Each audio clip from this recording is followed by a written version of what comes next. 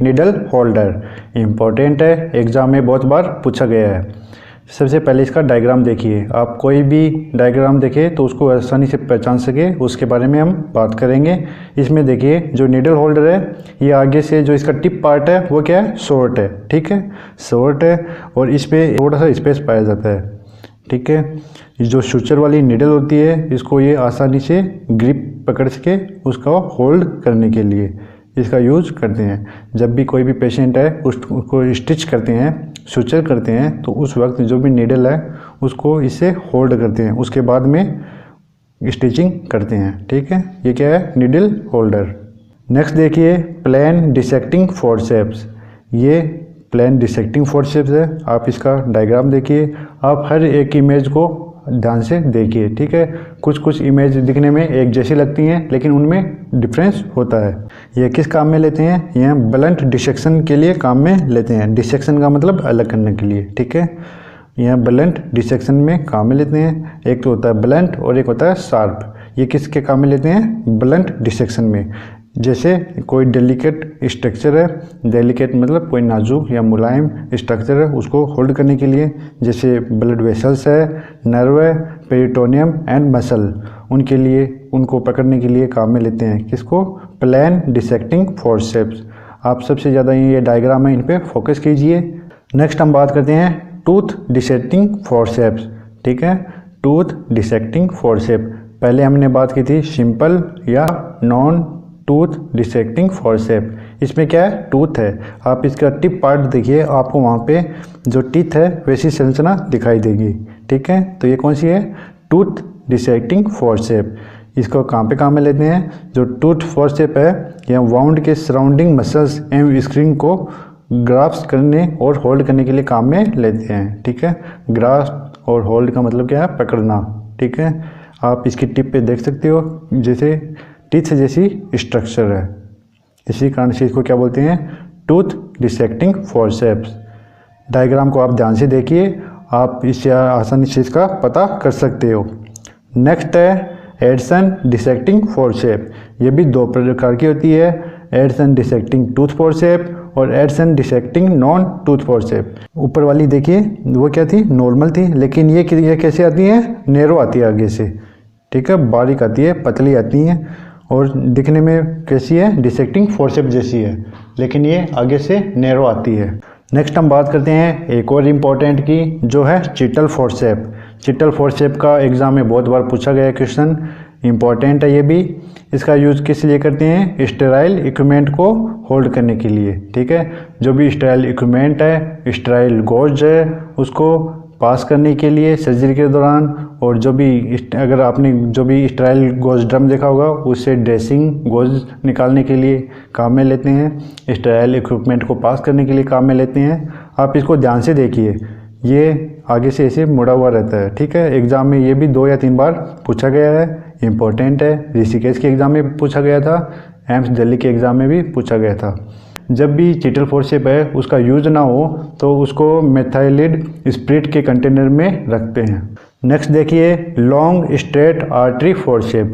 Diagram को देखिए, ये कैसी है, लॉन्ग स्ट्रेट आर्टरी फोर्सेप। जो इसका आगे का पोर्शन है वो क्या है, लॉन्ग है, स्ट्रेट है। ठीक है, तो यह मुख्यतः सर्जिकल प्रोसीजर के दौरान ब्लीडिंग को कंट्रोल करने में काम में लेते हैं। नेक्स्ट देखिए कर्व्ड फोर्सेप आर्टरी। पहले वाली लॉन्ग थी, स्ट्रेट थी, लेकिन ये क्या है, कर्व्ड है। कर्व्ड मतलब मुड़ा हुआ, आगे से मुड़ा हुआ। आप इसको देख सकते हो।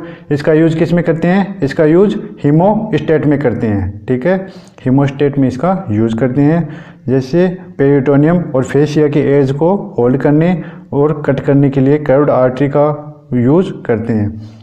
आप एग्जामिनर इसका मोस्टली आपको डायग्राम शो करेगा और इसका नाम पूछेगा, तो आप इसको ध्यान से देखिए। ये आगे से क्या है, कर्व्ड है। ठीक है, मुड़ी हुई है, तो आप इससे समझ सकते हो ये कौन सी आर्टरी फोर्सेप है, कर्व्ड आर्टरी फोर्सेप।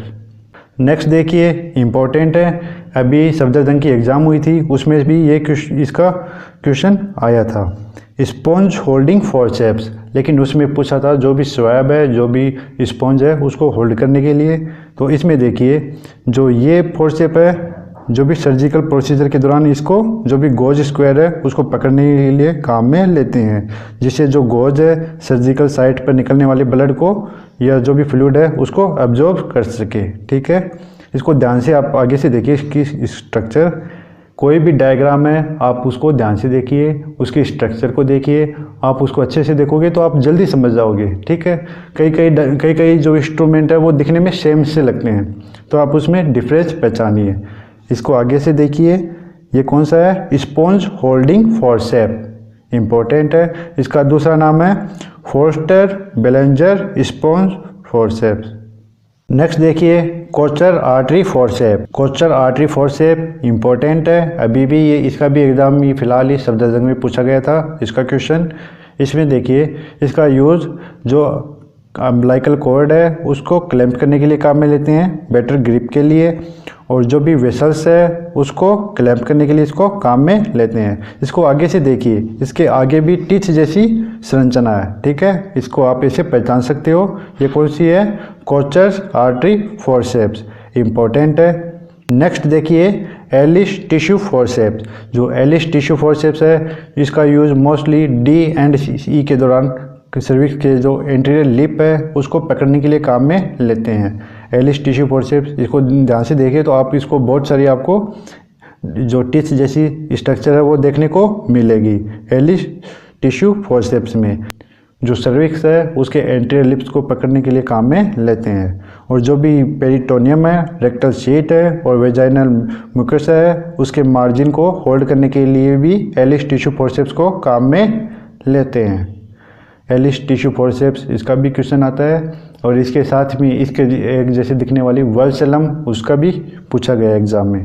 नेक्स्ट देखिए वल्सलम, अभी दिल्ली एम्स की एग्ज़ाम हुई थी उसमें से वल्सलम के बारे में पूछा गया था।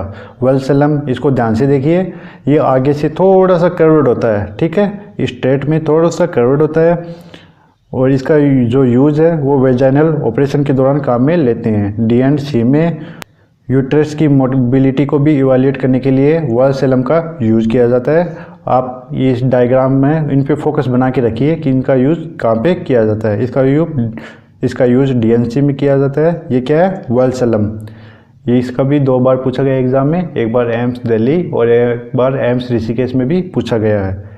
नेक्स्ट देखिए Babcock tissue forceps. Babcock tissue forceps ये इम्पोर्टेंट है।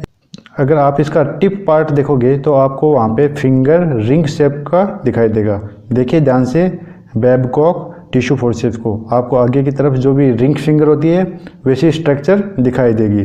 जो इसका यूज़ है वो लेजर प्रोसीजर के दौरान डेलिकेट टिश्यू है उनको ग्राफ्ट करने के लिए काम में लेते हैं। ठीक है, जैसे कोई भी लेप्रोटोमी होती है तो उस दौरान इसका यूज़ किया जाता है। किसका, बेबकॉक टिश्यू फॉरसेप्स, ये भी इम्पोर्टेंट है। नेक्स्ट देखिए straight mosquito forcep. Straight mosquito forceps का यूज़ आर्टरी एवं ब्लड वेसल्स को ग्राफ्ट करने के लिए काम में लेते हैं। जो भी डेलिकेट टिश्यू है उसको होल्ड करने के लिए काम में लेते हैं। ठीक है, ये कौन सी है, स्ट्रेट मॉस्किटो फॉरसेप्स। इसको देखिए, ये आगे से नैरो और लॉन्ग है और साइज में थोड़ी छोटी है। कौन सी है, स्ट्रेट मॉस्किटो फॉरसेप्स, आर्टरी और ब्लड वेसल्स को ग्राफ्ट करने के लिए काम में लेते हैं। नेक्स्ट देखिए इम्पोर्टेंट, अभी सफदरजंग की एग्ज़ाम में भी इसका क्वेश्चन आया था, ओवम फॉरसेप। ओवम फॉरसेप है, इसका यूज़ अबॉर्शन एमटीपी ऑपरेशन के दौरान जो भी कंसेप्शन का प्रोडक्ट है उसको रिमूव करने के लिए काम में लेते हैं। किसको, ओवम फॉरसेप्स को। ठीक है, जो भी फर्टिलाइज ओवम है, जो भी कंसेप्शन का जो प्रोडक्ट है उसको रिमूव करने के लिए काम में लेते हैं। किसको, ओवम फॉरसेप्स को। इसको आगे से देखिए, इसमें छोटी छोटी बॉल जैसी संरचना मिलेगी आपको, जिससे जो भी कंसेप्शन का जो भी प्रोडक्ट है उसको बाहर निकाल सकते हैं ओवम फॉरसेप्स की सहायता से। नेक्स्ट देखिए हम बात करेंगे वेजाइनल स्पेकुलम। 2 टाइप के होते हैं, कोस्को वेजाइनल स्पेकुलम और सिम्स वेजाइनल स्पेकुलम। इसका यूज़ जो भी वेजाइना है उसको विजुअलाइज करने के लिए काम में लेते हैं, इंस्पेक्शन करने के लिए काम में लेते हैं। इसमें फर्स्ट देखिए ये कौन सा है, कोस्को बाइवाल्व वेजाइनल स्पेकुलम। ठीक है, कोस्को बाइवाल्व वेजाइनल स्पेकुलम। ठीक है, एग्जामिनर इसका डायग्राम देगा और इसका नाम पूछेगा, और नेक्स्ट देखिए सिम्स वेजाइनल स्पेकुलम, ये डबल ब्लेडेड है, ठीक है, double bladed Sims vaginal speculum है ये। नेक्स्ट देखिए यूटेराइन साउंड, ये भी सफदरजंग में पूछा गया था अभी। इसका यूज़ अबनॉर्मल यूटेराइन कंटेंट्स की पोजीशन को पता करने में काम में लेते हैं, जैसे कोई भी यूट्रस में ट्यूमर हो, पॉलिप हो, प्लेसेंटा पीस हो या प्रोडक्ट ऑफ कंसेप्शन हो, ठीक है, तो उसकी पोजीशन को नोट करने के लिए हम यूटेराइन साउंड का यूज करते हैं। आप इसके डायग्राम को देखिए, ये डायग्राम आया था सफदरजंग के एग्ज़ाम में, एग्जामिनर ने इसका नाम पूछा था, तो ये कौन सा है, यूटेराइन साउंड। नेक्स्ट देखिए uterine flushing curate, uterine flushing curate इसका यूज हम किस में लेते हैं, D and E, dilation and evacuation में यूटेराइन कैविटी को फ्लश करने के लिए काम में लेते हैं। जैसे इसका नाम है यूटेराइन फ्लश क्यूरेट, वैसे ही इसका काम है यूटेराइन कैविटी को फ्लश करने के लिए। नेक्स्ट देखिए सर्वाइकल डायलेटर, ये सर्वाइकल हेगार डायलेटर है, इसका यूज़ सर्वाइकल कैनाल को डायलेट करने के लिए काम में लेते हैं, ठीक है। इसको ध्यान से देखिए, अलग अलग साइज के हैं ये सर्वाइकल हेगार सर्वाइकल डायलेटर। नेक्स्ट देखिए पेल्विमेट्री, पेल्विमेट्री इसका ये डायग्राम देखिए, इसका यूज़ पेल्विक्स के टाइप को पहचानने के लिए काम में लेते हैं। स्पॉन्टेनियस लेबर में भी इसका यूज़ किया जाता है, ठीक है, आप इसको ध्यान से देख सकते हैं। ये क्या है, पेल्विमेट्री। ये दो नेक्स्ट के जो डायग्राम है ये भी बहुत इंपॉर्टेंट है, एग्जाम में बहुत बार पूछे गए हैं। इसमें फर्स्ट है एपिजियोटोमी सीसर, जैसे नाम है वैसे इसका यूज है, तो इसका यूज कब करते हैं, एपिजियोटोमी के लिए, ठीक है। नेक्स्ट देखिए अम्बलाइकल कॉर्ड कटिंग सीसर, ये भी सफदरजंग में इसका अभी पूछा गया था। अम्बलाइकल कॉर्ड कटिंग सीसर, इसका यूज अम्बलाइकल कॉर्ड को कट करने के लिए काम में लेते हैं। ध्यान से देखिए डायग्राम को, ये क्या है, umbilical cord cutting scissor. Next है हम बात करेंगे रिट्रैक्टर, रिट्रैक्टर मतलब जो भी स्किन है, जो भी मसल्स है उनको रिट्रैक्ट करना, ठीक है। तो ये फर्स्ट है, ये कौन सा है, डोयान रिट्रैक्टर। नेक्स्ट है चॉइस नंबर पे, ये कौन सा है, डेवियर रिट्रैक्टर, ठीक है। आप इनका जो भी एग्जामिनर है इनका मोस्टली डायग्राम दिखाएगा और इनका नाम ही पूछेगा। नेक्स्ट आपके सामने चार और हैं, single hook and double hook retractor. Single hook इसमें एक हुक पाया जाता है और डबल हुक में देखिए ये भी डबल हुक है, इसमें दो हुक पाए जाते हैं। नेक्स्ट देखिए वॉकमान रिट्रैक्टर, या इसको क्या बोलते हैं, कैट पा रिट्रैक्टर। वॉकमान रिट्रैक्टर इसका दूसरा नाम क्या है, कैट पा, क्योंकि जो इसके आगे की तरफ जो हुक होते हैं वो जो बिल्ली है उसके पंजे जैसे दिखते हैं, तो ये क्या है, कैट पा रिट्रैक्टर, या इसका अदर नाम वॉकमैन रिट्रैक्टर। नेक्स्ट देखिए मॉडिस रिट्रैक्टर, ध्यान से देखिए ये एग्जाम में पूछ सकते हैं, ऐसे रिट्रैक्टर का डायग्राम देगा और एग्जामिनर उसका नाम पूछेगा। नेक्स्ट देखिए लैंगर बैक्स रिट्रैक्टर, इसका यूज हर्नियोप्लास्टी और थायरॉइडेक्टोमी के दौरान करते हैं। नेक्स्ट बैकहॉर्स टॉवल फॉरसेप्स, ये बैकहॉर्स टॉवल फॉरसेप्स है। 30 नंबर पे देखिए मायोटोवेल क्लिप्स, मायोटोवेल क्लिप्स इसका भी एग्जाम में एक बार क्वेश्चन आया हुआ है, मायोटोवेल क्लिप्स का।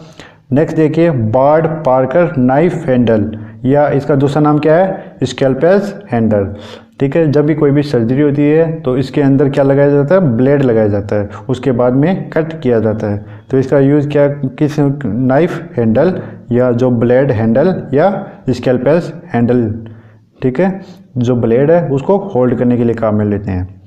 32 पे देखिए सर्जिकल ब्लेड्स या स्कैल्पेल्स, ठीक है, ये अलग अलग साइज की ब्लेड है। नेक्स्ट देखिए डोयांस माउथ गैग, डोयांस माउथ गैग इसका यूज़ जो भी कोई भी पेशेंट है उसकी ओरल हाइजीन के दौरान डोयांस माउथ गैग का उपयोग करते हैं, ईएनटी के दौरान भी इसका यूज़ करते हैं। नेक्स्ट देखिए 34 पे सुचर रिमूवल सीसर, सुचर रिमूवल सीसर का यूज़, सुचर है उसको कट करने रिमूव करने के लिए काम में लिया जाता है।